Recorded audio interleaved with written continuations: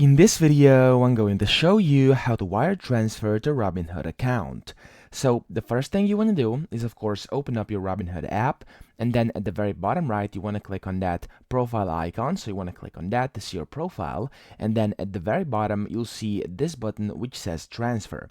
Click on transfer button, and then at the very bottom, you'll see your linked account. So in case you don't have an account linked yet, you'll be able to click add account, and from there, put in your bank details, and via that, you'll be able to add in your bank account.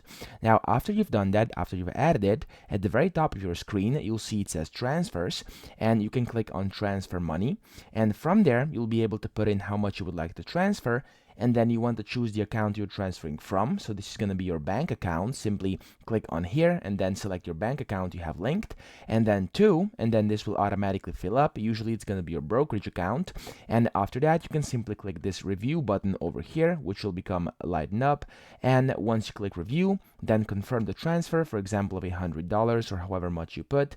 Click transfer, and then after you do this, you've successfully completed a wire transfer to your Robinhood account. So that's pretty much it. I hope this video helped you out. If it did, please subscribe to the channel and help me out as well.